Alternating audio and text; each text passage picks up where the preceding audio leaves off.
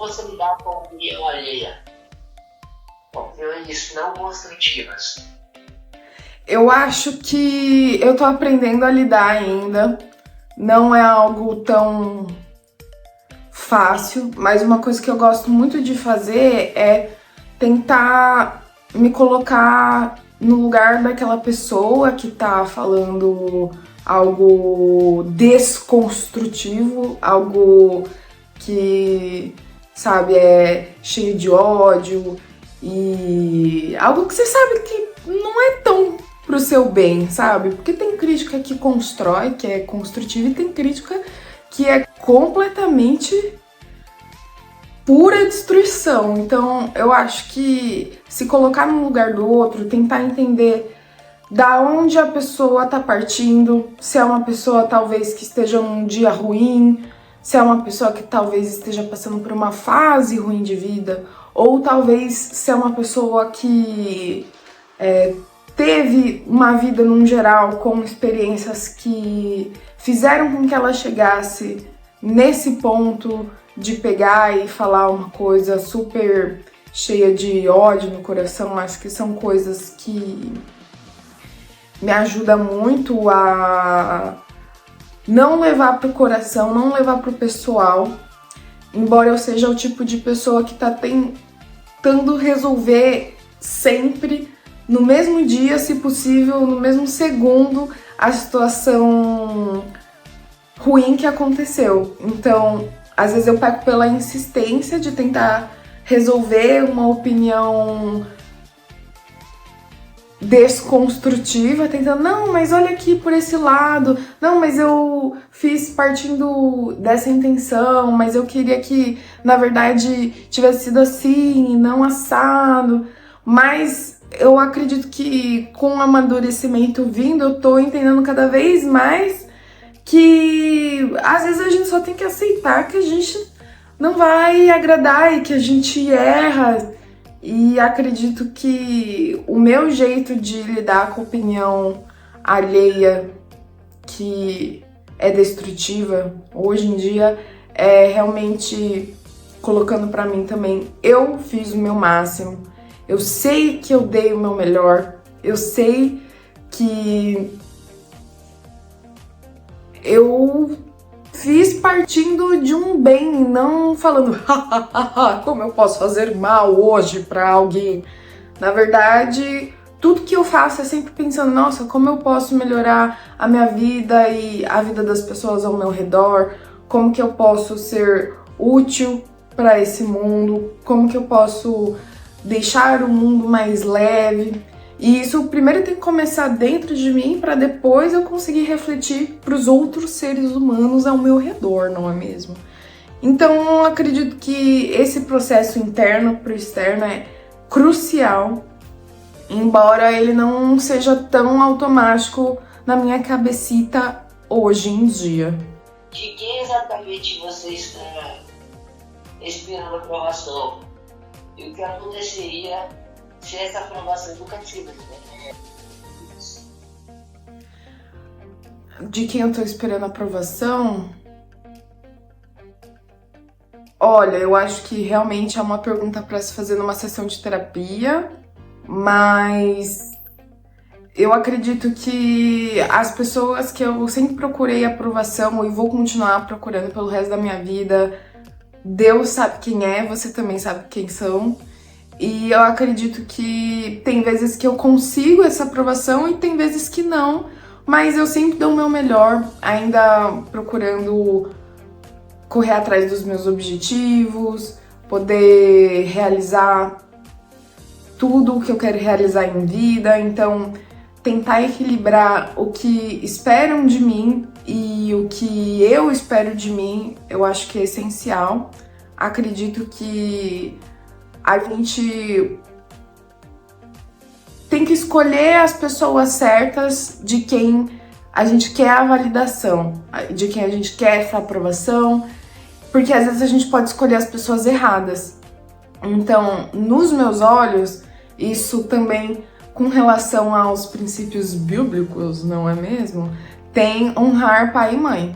Então, Eu acredito que a maior aprovação e validação vem deles, porém, cada caso é um caso, então, às vezes a pessoa pode ter uma relação complicada com seu pai e com a sua mãe e não é a melhor busca de aprovação e validação possível, mas o que você puder fazer como um processo também de cura interior, né, de saber que você está dando o seu máximo, eu acredito que já ajuda muito num processo de evolução espiritual, acredito eu. Agora, se você começa a procurar das pessoas erradas, por exemplo, meu coleguinha X e um chefe que na verdade não é um bom exemplo, acho que esse tipo de pessoa errada, sabe? Se você começa a procurar a validação e aprovação dessas pessoas, o buraco fica tão embaixo que muitas vezes é difícil de se resgatar desse fundo do poço. Então, eu falo porque eu já caí também em influências que não necessariamente são más influências, mas que estavam com hábitos e estavam numa fase de vida em que eu me deixei levar.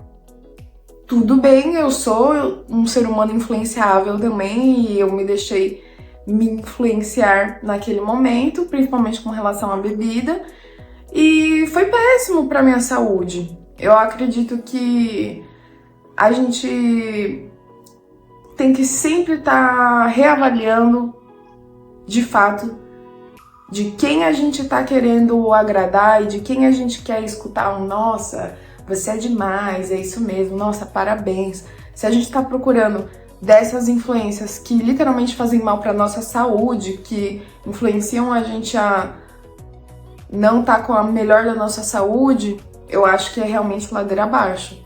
Se ninguém tivesse te observando, ou julgando, o que você faria?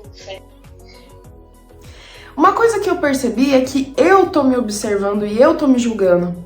Então, por exemplo, tá com você aqui agora, pra mim é, nossa, uma bênção enorme. Por isso que muito obrigada, meu amor, por estar aqui me apoiando e me ajudando, porque eu tento muitas vezes fazer coisas sozinhas e eu não consigo, porque eu me paraliso. Eu acabo me julgando, então eu me sinto muito mais motivada quando tem alguém comigo, por isso que eu acho que esse processo de ter um profissional ao seu lado é sempre tão, mas tão importante. Isso é do ser humano mesmo, o ser humano é um ser de socialização, é um ser que precisa estar em contato com outras pessoas para evoluir, então eu sinto que para minha evolução é muito bom estar com outras pessoas. E sobre se alguém tá te observando ou julgando o que você faria de diferente, de verdade, eu acho que na minha vida inteira eu sempre dei o meu máximo, então eu não consigo falar que eu me arrependo das coisas que eu fiz ou deixei de fazer, assim, que eu sempre dei o meu máximo. Lógico que tem uma coisinha ou outra que eu poderia ter feito de diferente, principalmente com relação a tratar melhor as pessoas, de ter sido mais calma, de ter percebido o meu limite antes e não ter estourado com várias pessoas queridas, mas foi o meu processo de evolução e eu acho que se cobrar demais também é algo que causa um burnout, causa uma explosão, então deixar cada vez mais leve, sabe, realmente se abraçar e se acolher e falar realmente eu fiz o meu máximo, acho que isso é incrível. E agora, talvez eu esteja tão dentro da minha cabeça que eu nem percebo por que eu me paraliso. Eu não sei se é medo da opinião dos outros ou se é um medo meu, às vezes, de fracassar, sabe? De, eu não vou nem tentar porque eu vou fracassar.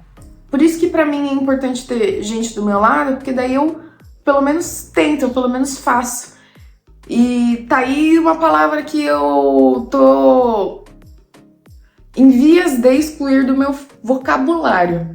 Tentar. Esquece tentar. Existe fazer. Então não é que eu vou tentar, não, vou fazer. E eu realmente acho que é melhor feito do que perfeito. Aí a intenção é você ter acesso a todos os profissionais de saúde possíveis, inclusive a arte-terapia. Então daí você vai ter um profissional, arte-terapeuta, que você pode se consultar, ter sessões online quando você quiser.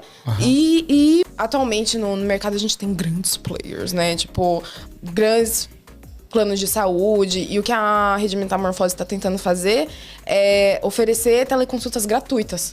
Ah, legal. Para as pessoas. Diferente. Só que como que a gente vai Se fidelizar sustentar. o profissional? Exato. Então tem todo um estudo que a gente tá se lançando aí. Atualmente a Metamorfose ela tá se sustentando por edital de pesquisa, Isso, de legal. investimento, mas no mercado mesmo eu quero que a gente esteja num nível para abraçar os pacientes da melhor forma possível. O que a gente está fazendo na rede de telemedicina da Metamorfose é credenciar vários profissionais confiáveis que daí sejam capacitados para poder atender. Então, mas isso é muito legal, por causa que eu acho que a arte-terapia ainda é um conceito novo aqui, entendeu? Poucas pessoas sabem o que é. Então é legal que você tá trazendo uma coisa nova, né?